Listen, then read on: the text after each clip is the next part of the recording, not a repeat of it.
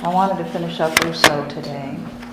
Yeah, I guess I'll be starting out on page 10 of our handouts, but I'm just going to kind of sweep up what remains here, and then we're going to move on into Mill. And I wanted to ask you to also read, I forgot to ask you to read the chapter on Mill that's in the Strauss-Cropsey Reader for this week, so if you could read that as well, that would be great. So chapter 1 on the subjection of women, and then the textbook chapter.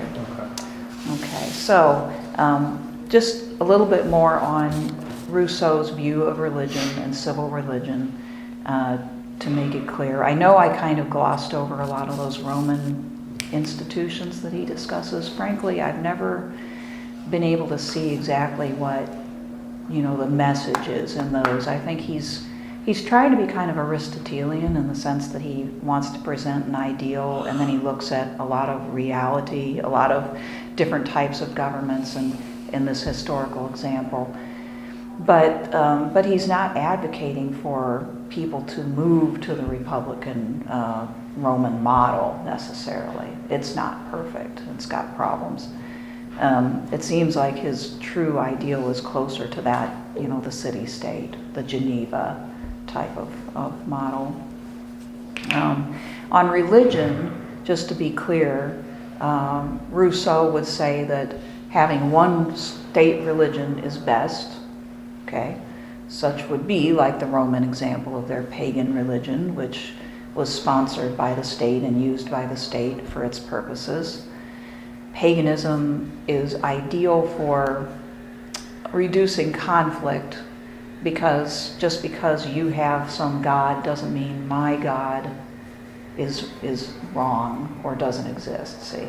So you can have your household god and your village god and your god of this, that, and the other thing, and this doesn't necessarily cause conflict, because it's not about, you must believe this or you will be damned, basically. But if you can't have that one state religion of the ideal type, then he advocates for toleration as the second best solution. And a coexisting civil religion. And that's where it might get a little confusing. Okay, the civil religion can be separate from people's theocratic religion, right?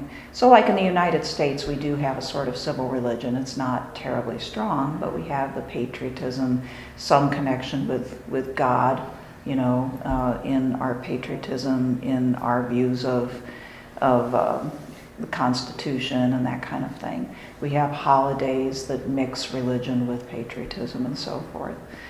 We have money that says, "In God we trust," and that kind of thing. And then, along with that civil religion, we have many, many religions in this country that people believe in. And actually, in this regard, we might come fairly close to what Rousseau is after, in as much as we have learned to truly tolerate each other's religious beliefs and do not think in terms of my way is the only way. Okay? Now, I know that there are still people out there that think that way, but it's less strong than it used to be.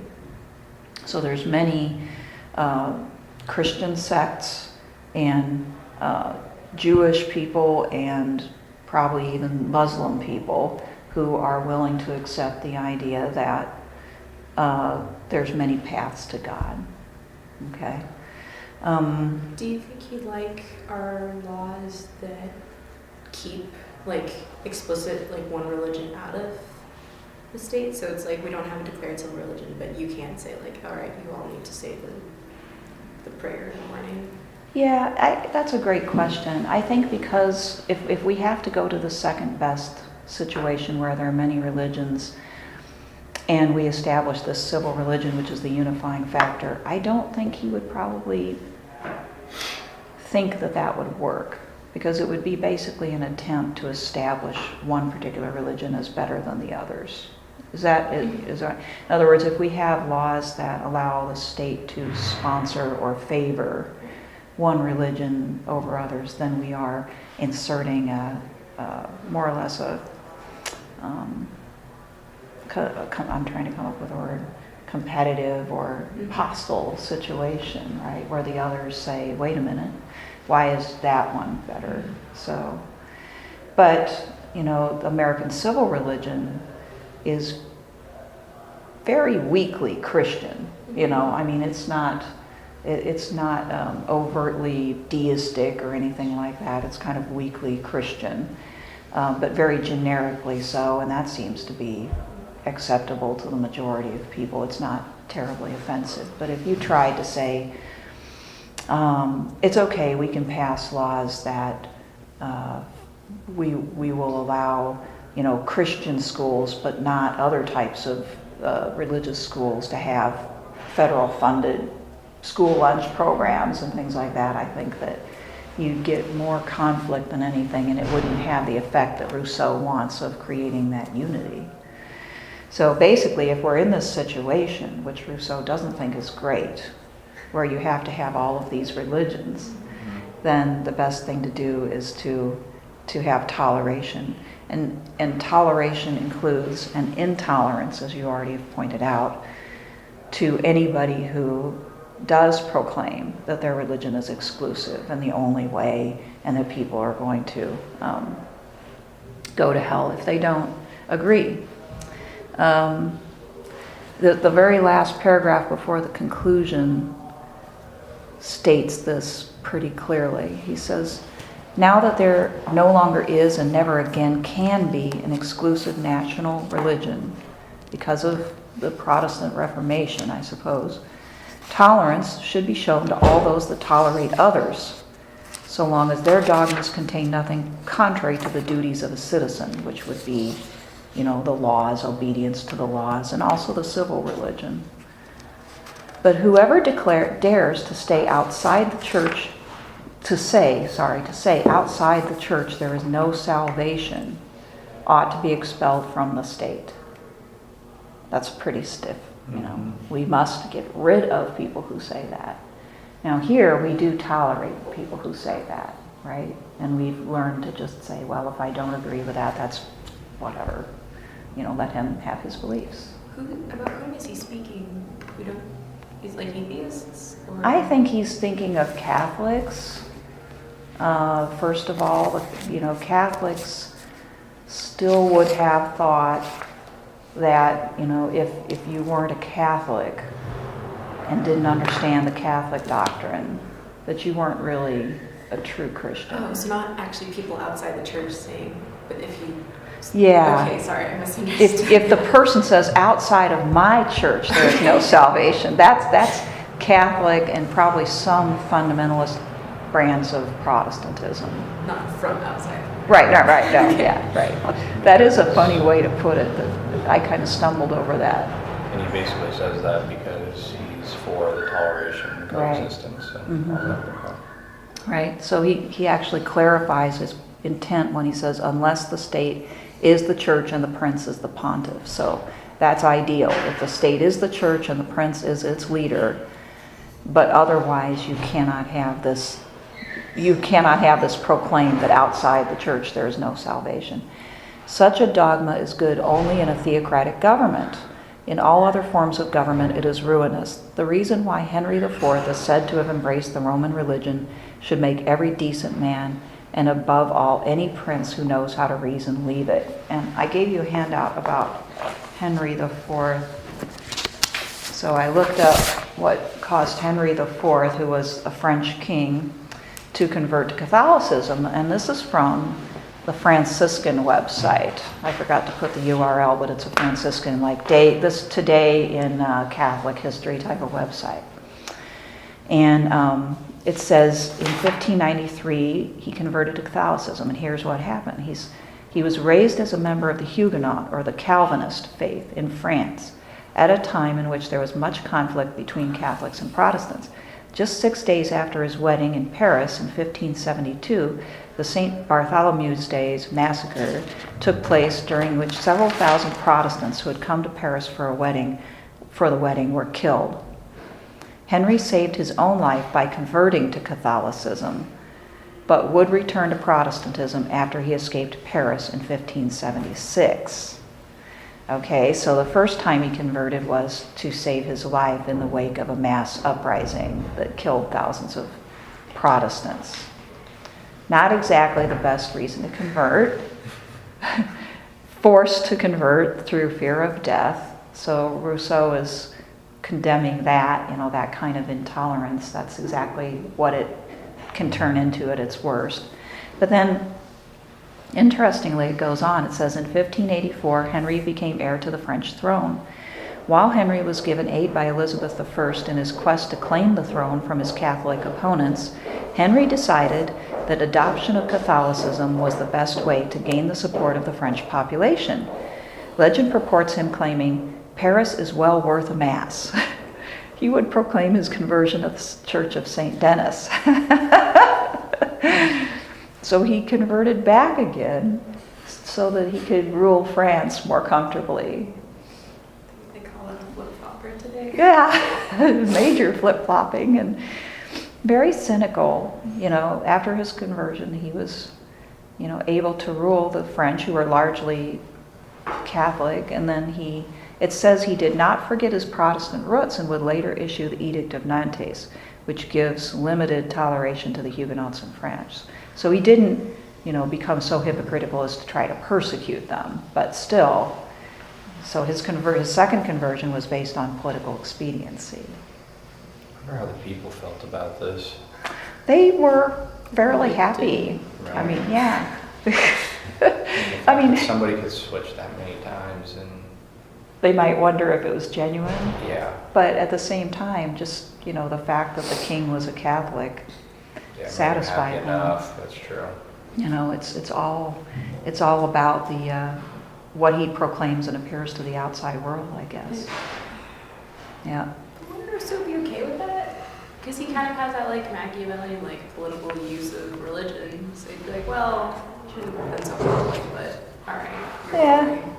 I Could be. I think it's really interesting that people at the time, with stuff like this, they didn't seem to care at all about religion in this respect, but then they'd go to war for this kind of crap. Yeah, I know. Instead Yeah. of Why? What's the point? people thought differently about these types of acts, I think, back then. Whereas now we would focus more on the genuine nature of it and whether it was sincere. Sincerity is a fairly modern concept, I think. What's in your heart and so forth. Whereas I think then, I don't know exactly how to capture this, but the formality of it was extremely important. So if you took that communion and you had been blessed by the Pope, that was kosher. And I just think it meant more to them than it would to us. It would be more likely to cause us that level of cynicism because we've been trained to look beneath the surface of things. But look at the Sunni and Shiite fighting in the Middle East. You have people who hated each other, like Yemen and Saudi, I think, fighting alongside each other because they just hate. But then They're going to go right back as soon as they yeah, can. it's- Yeah. It Well, just and seems some of those differences are really pretty superficial too, and yeah. it is a huge deal for them. This seems really hypocritical and just dumb Uh-huh. overall to fight over something that you really, in all honesty, don't care that much about. But you do. Well, maybe a public You just don't think they service. should, but these people really cared about this stuff. It was tied up with their sense of pride, their national pride. It was tied up with a lot of things. In some ways it was maybe symbolic, but it had a huge emotional impact. I mean, think of the conflict between the Protestants and Catholics in Ireland that still to a certain extent goes on. I mean, if you asked them, is Catholicism important to you? Damn, yes it is. Mm-hmm. And, absolutely, even if I don't go to Mass or I haven't really contemplated it, it's extremely important. I'm loyal to it. This is my heart, so to speak. And same thing with the Protestants. And they tie it up with all the political and social and cultural issues that divide them too. So, I mean, I think, again, trying to be a little bit charitable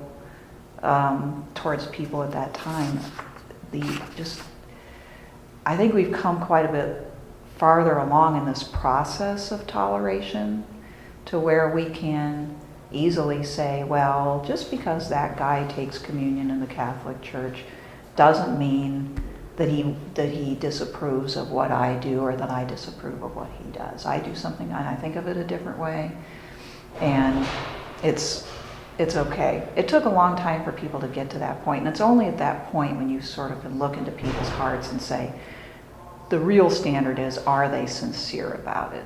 Not, what actions they make on the surface, but their sincerity. That you take that step when you get to that point of toleration.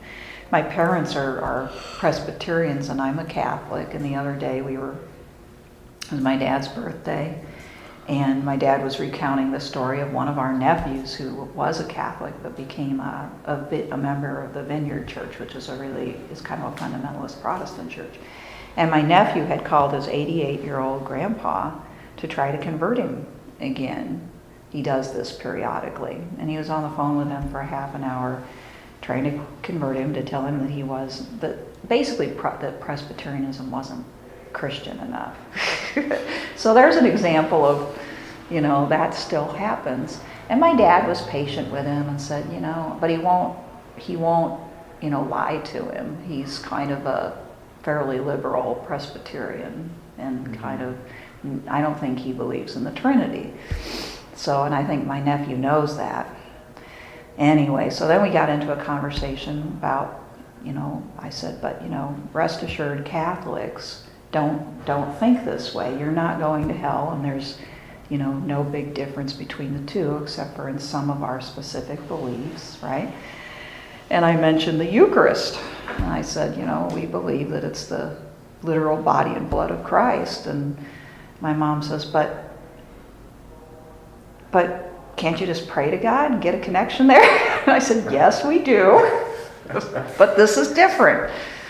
But can't you just do, there were several objections, like, yes, we can, but this is just different. And it's, just different and special. But the fact that I do that and believe that doesn't mean I don't think that you're a Christian and that you're not going to be able to go to heaven, And they were trying to wrap their minds around this, but I got to thinking, that's the kind of conversation that Rousseau, and even Locke definitely actually would want to hear.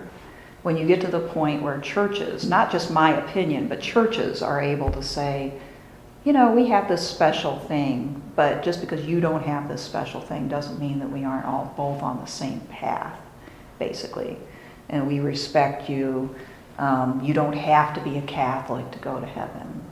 You don't even have, in the Catholic churches, I think if we're not there, we're just about at the point of saying you don't have to be a Christian to go to heaven. Because I'm pretty sure we believe Jewish people go to heaven. I hear that, and I think that's what they believe. You may not think you're going to heaven, but we do. Isn't that funny? So, anyway, I think we couldn't have had that conversation like 100 years ago. People wouldn't have been able to think that way. It would have been, my mom's mom back in the 1930s grabbed the Catholic kids from next door and baptized them to make sure that they would go to heaven. Really? I am serious. My mom remembers that. She grabbed them. She'd just be like, oh, they can come over to my house and play for a while. And while they were over there, she baptized them as though she had the authority to do so. But those parents were... But they didn't know.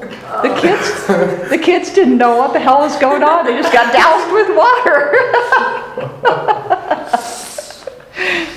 So it's just very difficult for us to put ourselves back at those times. Now, maybe Rousseau is saying that the first time, it would be likely that maybe Henry's first conversion is what he's talking about in that particular spot there, because he's really condemning the idea that you should force a person to believe in a certain way, and that's certainly the case there in that first conversion. So maybe the second conversion wouldn't have been so bad because he's the head of state and he's representing the state-sponsored religion. You might be right about that.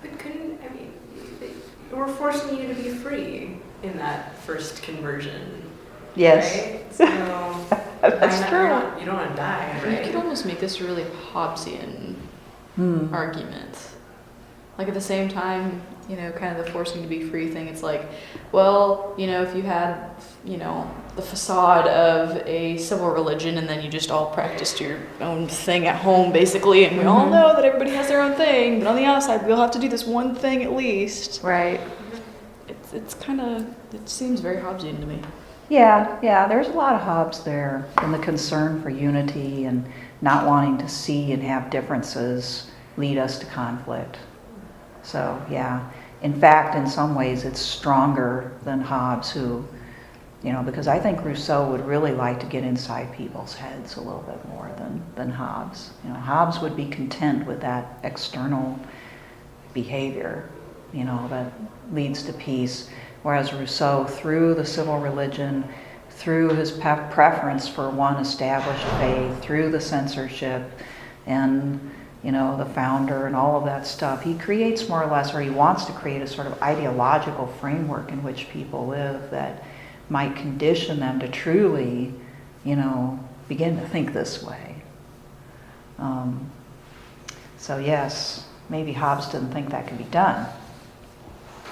Okay, I want to talk a little bit about this comparison between Marx and Rousseau, because one of the questions that comes up about Rousseau is really, is he kind of a precursor to Marxism because of his dislike of private property and his railing against the rich and so forth? And so, yes, in a way he is. We've already stated that Rousseau was an inspiration to Marx. Marx read and absorbed Rousseau's ideas.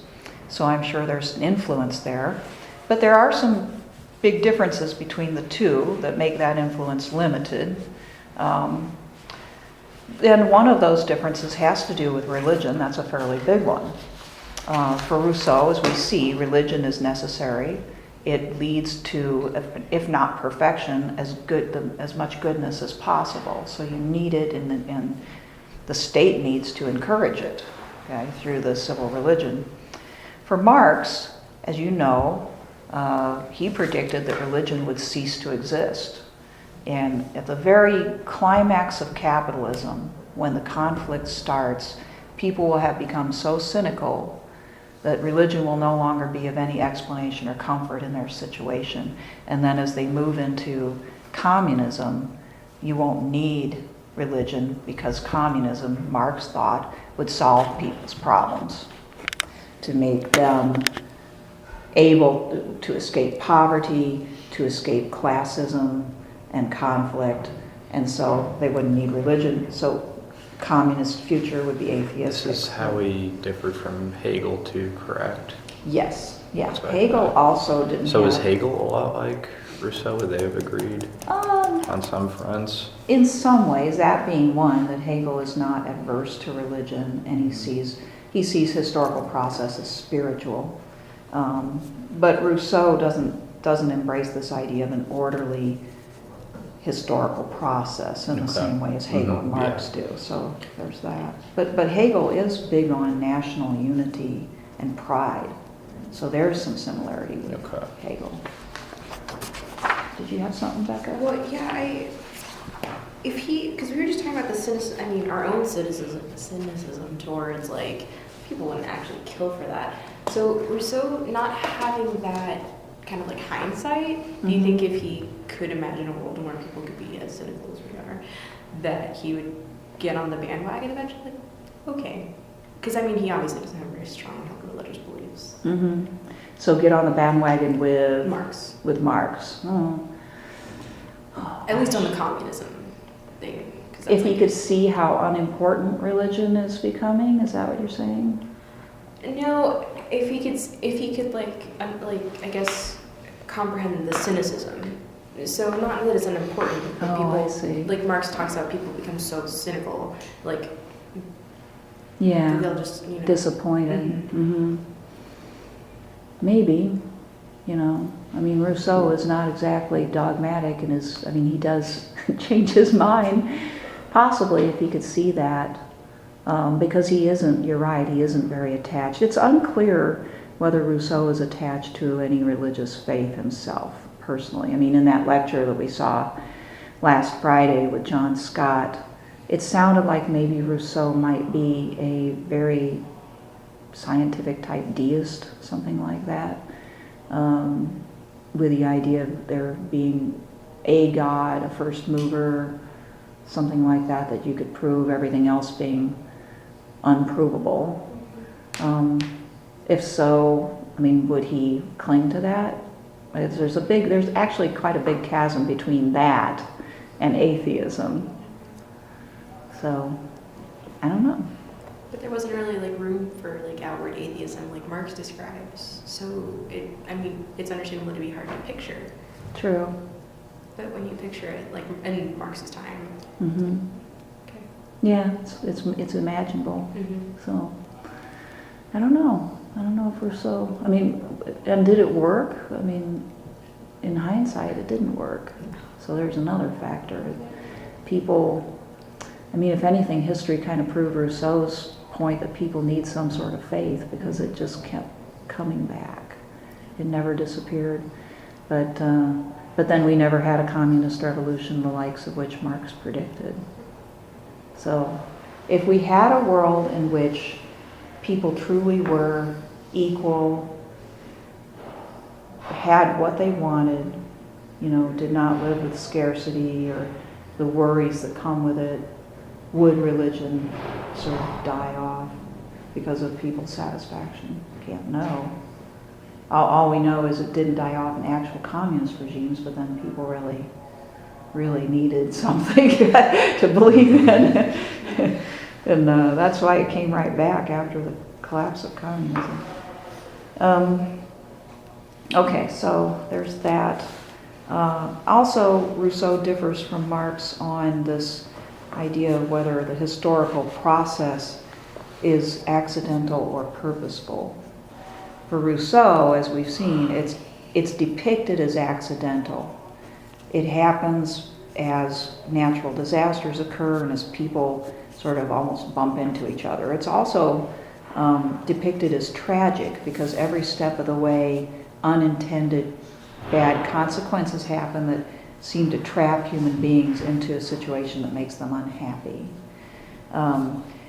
Now, by the time we get to the Enlightenment period and his writing of the social contract, he arrives at the idea that we can become conscious now of this process, and because of human reason, we can now take charge of it. And that's what the social contract is about. It's an attempt to take charge of that process and shape it the way you want, because one thing we've learned from the historical process is that people are shaped by the environment that they're in. Their character changes according to the setting that they're in. And so Rousseau wants to change that setting, okay? Now Marx would agree that there is a historical process and that it does, people's character changes with the environment that they're in. However, he would disagree that it's accidental and random, okay? Instead, he's, with Hegel, sees this dialectical progress going on in history that's moved by certain very fundamental drives in human beings and the development of their technology. So history is, in a way, purposeful. It doesn't have a mover. It's not God or even a person who's moving it, but the instincts of many, many people. As a species, the human being moves history, okay? So it is, in a way, determined, because you can see, or at least Marx looks back on history and he sees this pattern of class conflict that leads to higher and higher stages of development, technologically, politically, economically. And you can liken this to Adam Smith's invisible hand, in the capitalist economy. There's an invisible hand moving history forward. For Hegel, it was the spirit and desire for recognition. For Marx, it's conflict over property, okay? Leading to an end which is also inevitable. So for Marx, it's not reason taking over at the end of history and shaping society as we want to, but it is just the culmination of this rather automatic historical process, like the oak, the nut becoming the oak tree, right? It's teleological in a way, and it has no alternative but that outcome, and the outcome is going to be full communism. Okay, does that make sense? Mm-hmm. Okay. Okay, another difference is on whether material and economic circumstances are the primary movers in history. For Rousseau, property is very important, but as we've seen, its development is accidental, comes along midway through human development. And yes, property can cause a lot of divisions and conflict, and that's why property needs to be regulated by the state in the ideal situation, okay? But Rousseau does not say that property is the sole arbiter or the most important thing about how people think and how they live. And that makes him different from Marx. For Rousseau, as we see, ideas, especially religion, civil religion, and how people are educated are even more important than property in determining how people think. So he places a lot of weight on that. And these ideas have a life of their own. They can make things happen. Whereas Marx, being a materialist and a determinist, says that ideas are a product of our material environment. Ideas are determined by what's going on around us in our material world. Okay, so changes in the mode of production change the ideas that we are going to develop about our government, our religion, cultural ideas and expressions, all of that stuff, and the superstructure, if you remember, intro to political thought. So that's a big difference, because ideas then cannot shape the future. The future is shaped by impersonal forces. Okay? Rousseau is not a determinist. That's the easiest way to put it. Okay. Now, a really big one, and it has to do with citizenship. For Rousseau, ideally what you want is a government in which everybody is a citizen, or at least every man is a citizen. And is a citizen in the truest sense of the word, thinking about the common good, deliberating in public, in an assembly, about the needs of the whole community, and making his decisions on the basis of the general will, which is an ethical norm, in which he's basically supposed to ask himself every time, is this decision going to benefit everyone? Okay? That is the greatest pleasure and the greatest feeling of freedom that a person can have in society. Okay? Because he is intimately involved with the decisions, he can feel free because every outcome is according to the general will, which is his will.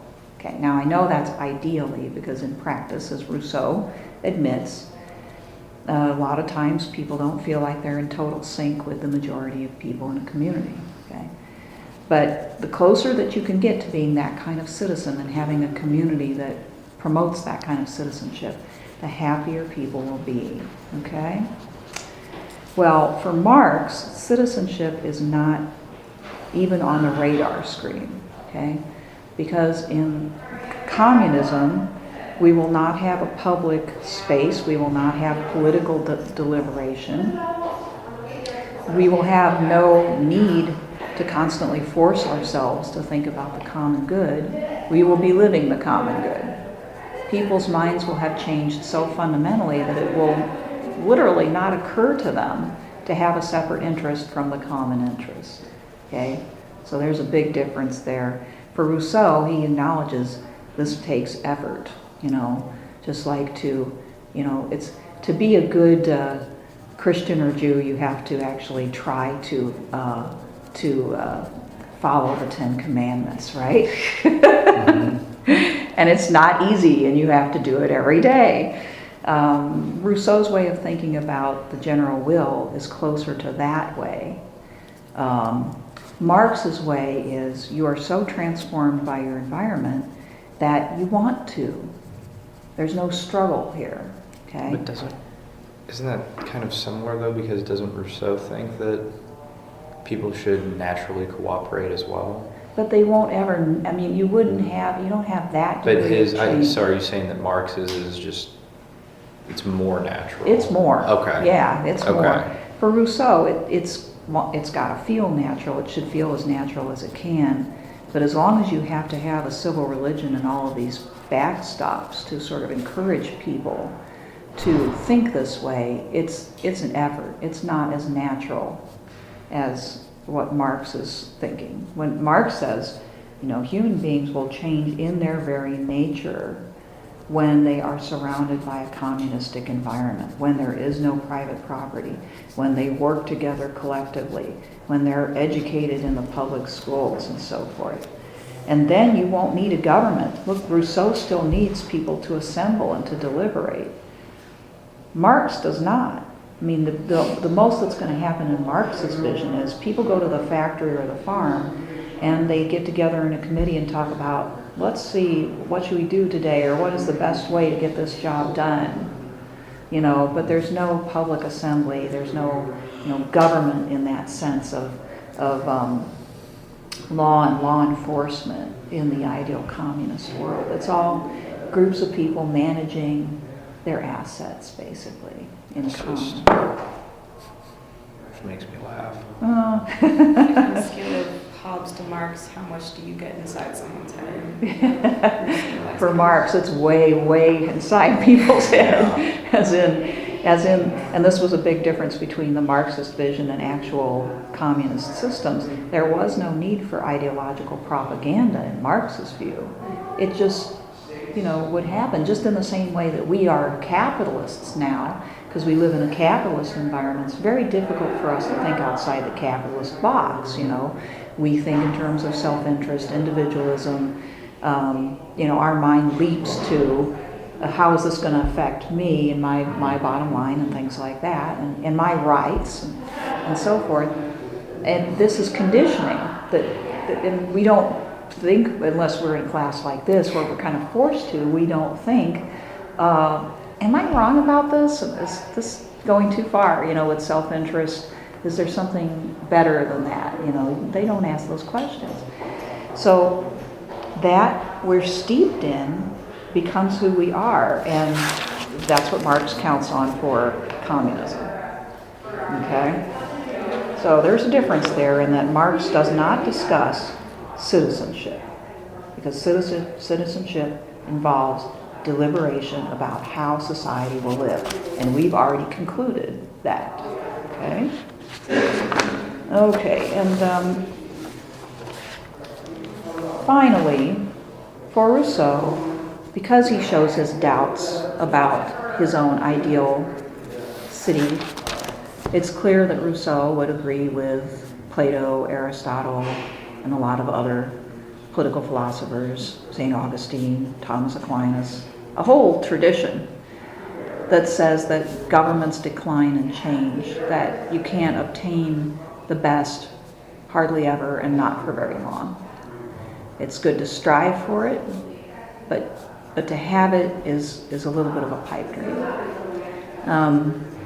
He shows this by all the different governments and policies that he goes through in this book that fall far short of his ideal.